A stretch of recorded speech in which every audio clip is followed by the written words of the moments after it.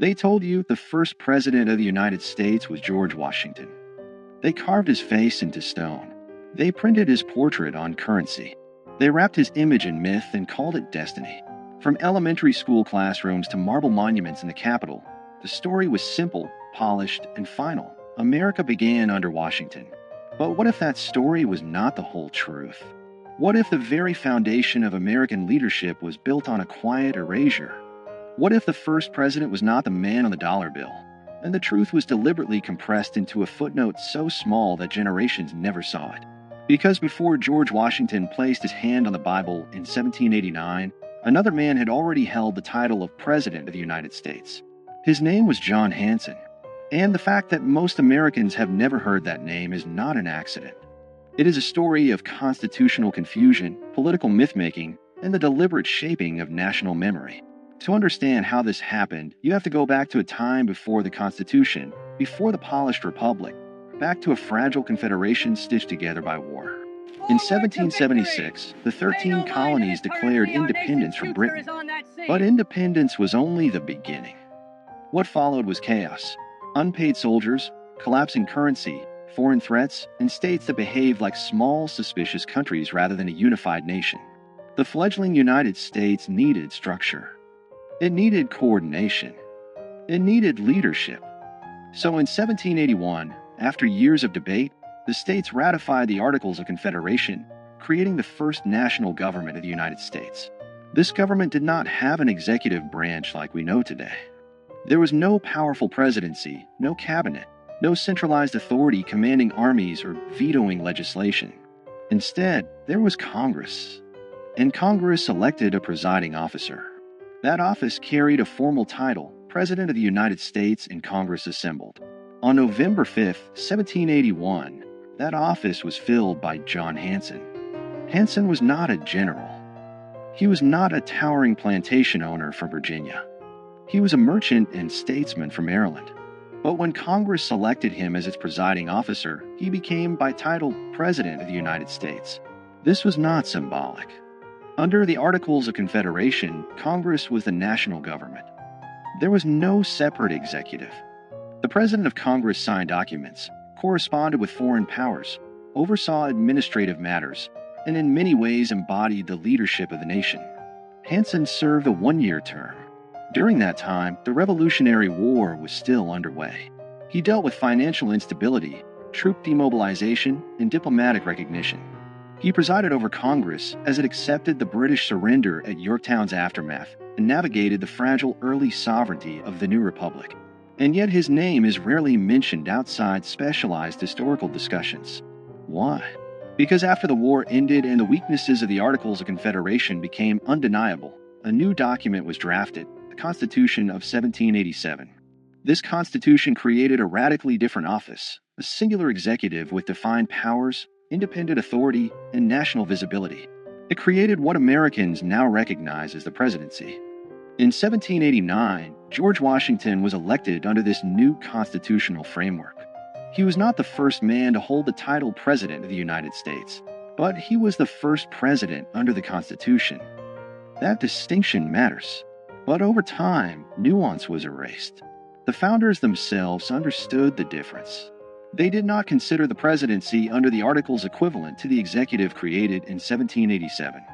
The earlier office was primarily procedural, a presiding officer chosen by Congress, not a nationally elected executive. Yet as American mythology grew, complexity became inconvenient. A nation prefers clean origin stories. Washington became the first president, not because no one held the title before him, but because the new constitutional order redefined what the presidency meant. The old office faded into obscurity, but obscurity is not the same as non-existence. John Hanson was not alone. Before Washington, several men served as president of Congress under the Articles of Confederation, including Peyton Randolph, Henry Laurens, John Jay, and others. Hanson's distinction lies in being the first to serve a full one-year term after the Articles were fully ratified by all 13 states. And that ratification detail is where the controversy lives.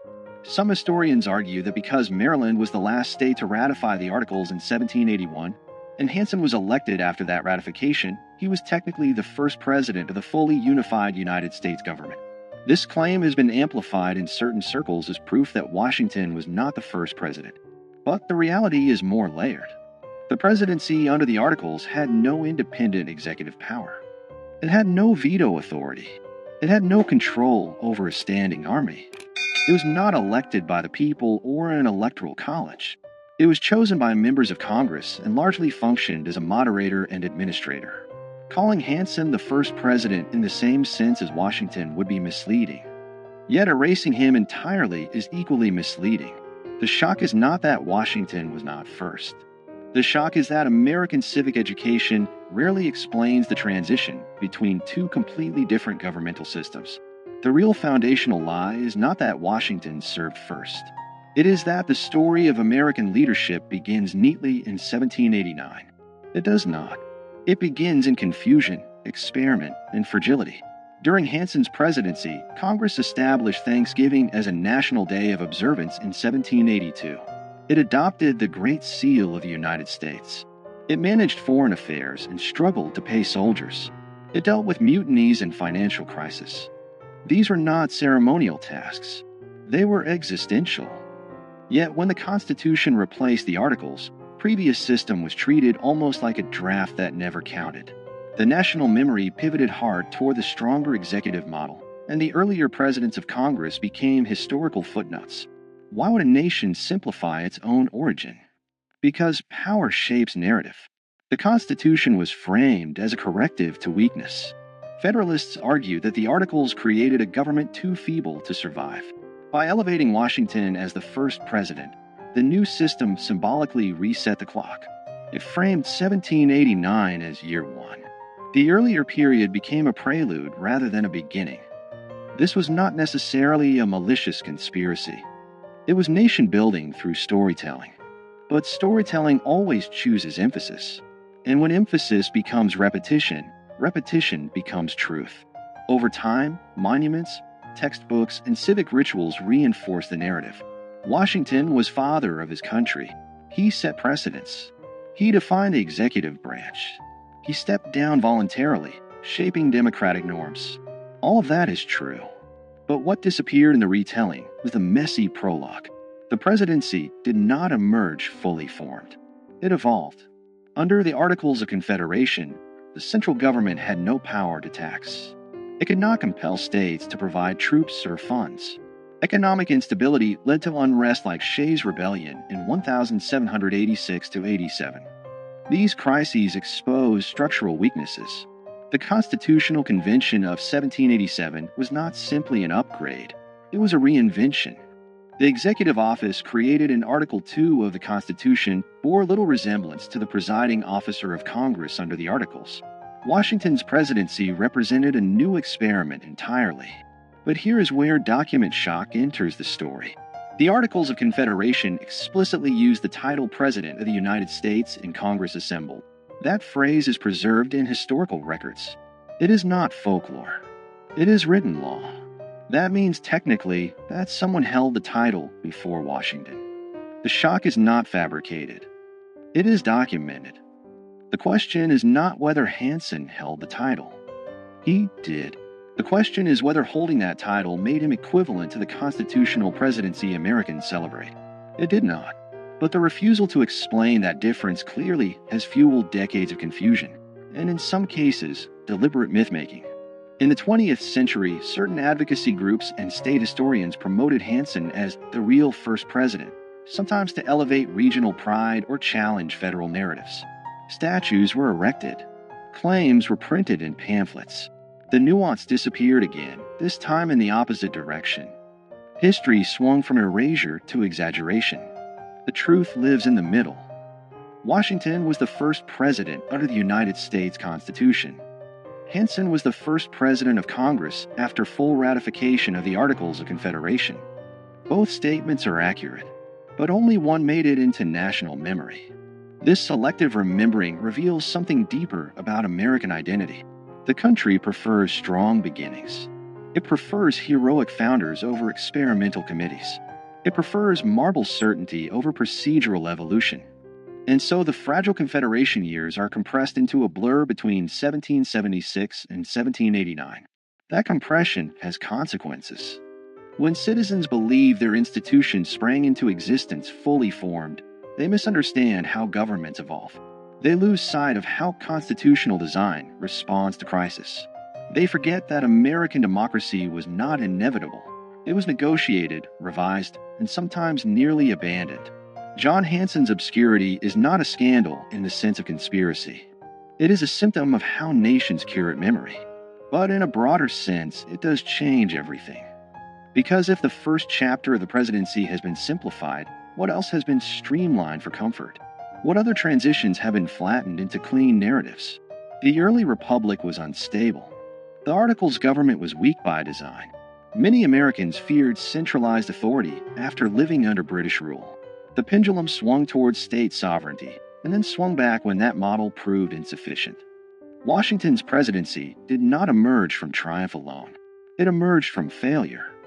Understanding Hanson's role forces us to confront that failure. It reminds us that the United States had a first attempt at national government that did not work as intended. It reminds us that the presidency itself was born from revision. And it challenges the idea that history is a straight line. If Hanson is remembered only as a trivia question, was Washington really first? The deeper lesson is missed. The deeper lesson is institutional transformation. The presidency Americans know today is not static. It has expanded dramatically since 1789. Executive power has grown through war, legislation, judicial interpretation, and precedent. From Washington's cautious leadership to the sweeping authority exercised during the Civil War under Abraham Lincoln, to the global executive power of modern administrations, the office has continuously evolved. Recognizing the earlier presidency under the Articles reveals that evolution in its earliest stage. It shows that titles alone do not define power. Structures do. And structures can change. In the end, the accusation embedded in this story is not that America lied about Washington. It is that America simplified itself.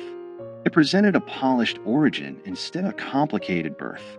John Hanson's relative obscurity is not an injustice of race or suppression in the way other historical erasures have been. It is a reminder that institutional memory is selective. But selective memory shapes civic understanding. When citizens learn that there was a president before Washington, even if only in a different governmental form, they are forced to reconsider what first really means. They are forced to look closer. And when people look closer at their foundations, they often discover cracks, not fatal ones, but human ones. That discovery does not weaken democracy. It strengthens it. Because mature nations do not fear complexity. They embrace it. America's first president was hidden, not in a secret archive, not in a burned document, but in the quiet margins of a transitional government that did not survive. And understanding that hidden chapter changes everything about how we see beginnings. It reveals that power is defined by structure, that titles can shift meaning, and that national memory is shaped as much by storytelling as by fact. George Washington remains the first president under the Constitution. John Hanson remains the first president of the United States in Congress assembled after full ratification of the Articles of Confederation. Both are true, but only one became legend. The question is not whether Washington deserves his place. He does. The question is whether we are willing to tell the whole story. Because the moment we admit that the presidency had an earlier form, weaker, different, experimental, we acknowledge that America itself was once uncertain, unfinished, and fragile. And that realization changes everything. It reminds us that the nation was built not only by giants carved in stone, but also by administrators whose names faded when the structure they served was replaced. History does not always erase with fire. Sometimes it erases with simplification. And sometimes the most powerful revelations are not about scandal, but about structure.